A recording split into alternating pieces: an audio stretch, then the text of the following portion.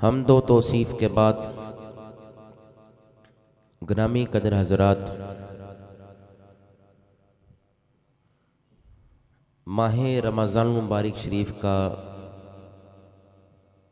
بابرکت مہینہ تمام تر رہنائیوں کے ساتھ اپنے آپ میں بہت سی وسعتیں، برکتیں اور رحمتیں، انعام اور فضل کو سمیٹ کر دوبارہ ہماری زندگیوں کی طرف آ رہا ہے،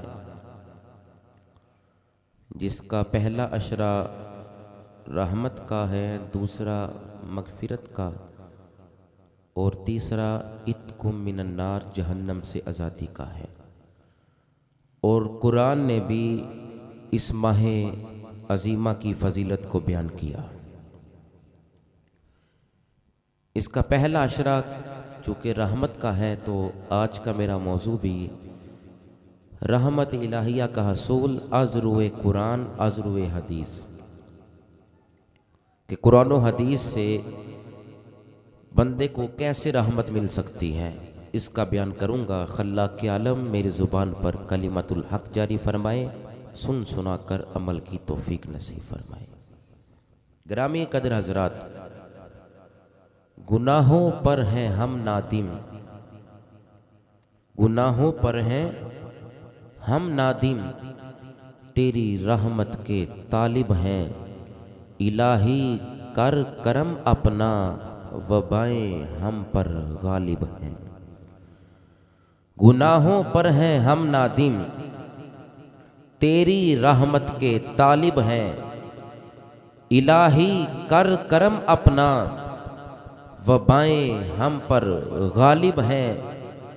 روز گناہ کرتا ہوں، وہ چھپاتا ہے اپنی رحمت سے، روز گناہ کرتا ہوں، وہ چھپاتا ہے اپنی رحمت سے، میں مجبور اپنی عادت سے، وہ مشہور اپنی رحمت سے۔ گرامی قدر حضرات، اللہ رب العزت کی صفات عالیہ میں ایک نمایاں صفت ہے شان رحمت۔ جتنی بھی صفات ہیں ان میں سب سے نمایاں صفت کون سی ہے؟ رحمت کی صفت، شان رحمت ہے۔ بسا اوقات بندے کی ایک نیکی، آنسوؤں کا ایک قطرہ، معافی کے کلمات رحمت الہیہ کو جوش دے دیتے ہیں۔ گناہگار بندہ ہے، نادم ہو گیا اپنی غلطیوں پر، اپنے کیے پر شرمندہ ہوا، تو آنکھوں سے نکلا آنسو، بے بسی کے عالم میں خدا کی رحمت اس کو سہارا دے گی۔ جب کائنات کے ہر شخص سے وہ بیزار ہو کر، اپنی طبیعت سے بیزار ہو کر، اپنے گناہوں کی دلدل میں پھنسا ہوا ہوگا نا، ایسے بندے کے کلمات کو اللہ قبول فرما کر، آنسوؤں کو قبول فرما کر، اس کی ندامت کو قبول کر کے رحمت الہیہ کا اسے سہارا دے کر اسے جنت میں جگہ عطا فرما دے گا۔ اب قرآن کا مطالعہ کیجئے، سورہ آل عمران، سورہ الانعام، سورہ الاعراف اور سورہ النور اور سورہ الحجرات کی آیات کا مطالعہ کریں تو قرآن سے رحمت الہیہ کا حصول بندے کو مل جاتا ہے، کہ آج رحمت کے طلبگار تو ہیں ہم، مگر اس رحمت کے سائے میں ہم کس طرح آئیں گے، اس چیز کو بیان کروں گا۔ سورہ آل عمران میں خالق ارشاد فرماتا ہے، وَأَطِیعُوا اللَّهَ وَالرَّسُولَ لَعَلَّکُمْ تُرْحَمُونَ، آیت نمبر 132، 132۔ خالق ارشاد فرماتا ہے اللہ کی اطاعت کرو، والرسول، اور اس کے رسول کی، پیغمبر کی۔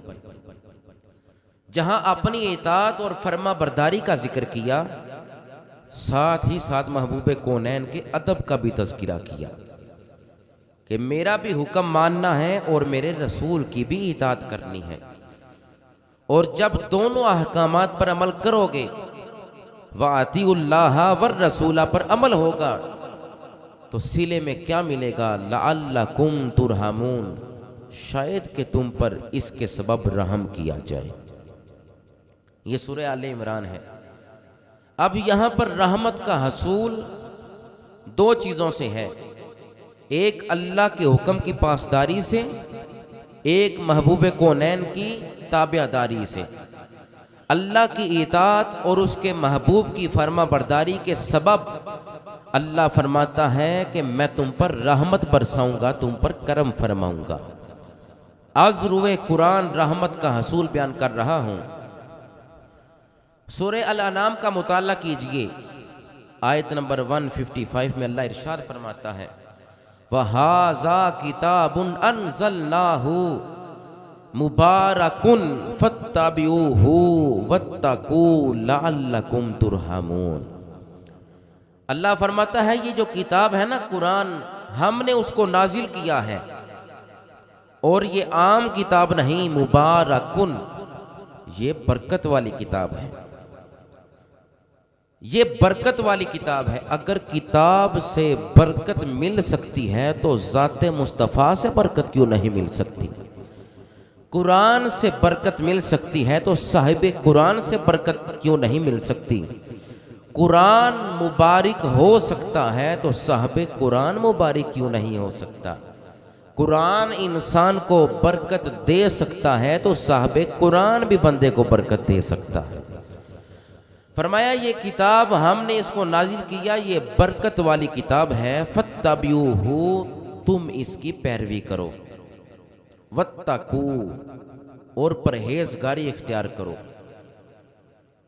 قرآن ہم نے نازل کیا، برکت والی کتاب ہے، اور فرمایا کہ تم اس کی پیروی کرو اور اللہ سے ڈرتے رہو، تقوی اختیار کرو، ڈر اپنے سینے میں رکھو۔ ہوگا کیا؟ صلے میں کیا ملے گا؟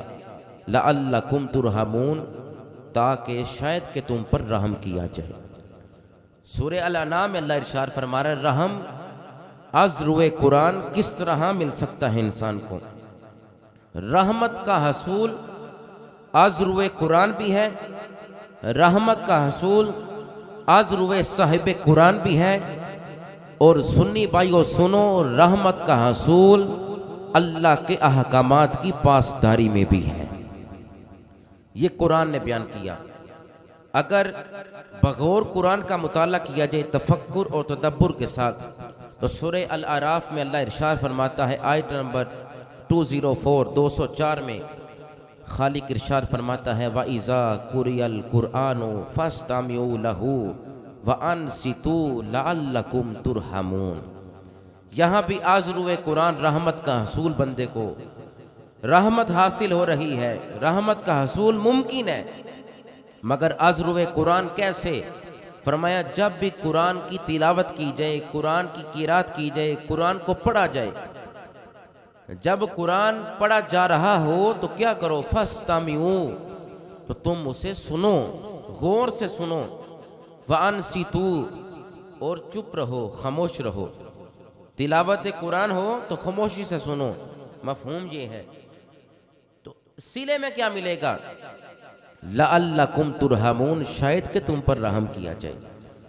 اب آزروئے قرآن بندے پر رحم کیا جا رہا ہے، فرمایا لَعَلَّكُمْ تُرْحَمُونَ، قرآن خاموشی سے سننے والے پر اور چپ رہنے والے پر اللہ اپنی رحمت کا سایہ کر دیتا ہے۔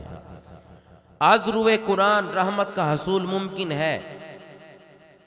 سورہ النور میں اللہ ارشاد فرماتا ہے آیت نمبر 56 میں اللہ ارشاد فرماتا ہے وَأَقِیمُوا الصَّلَاةَ وَآتُوا الزَّکَاةَ، نماز بھی قائم کرو اور زکوٰۃ دو۔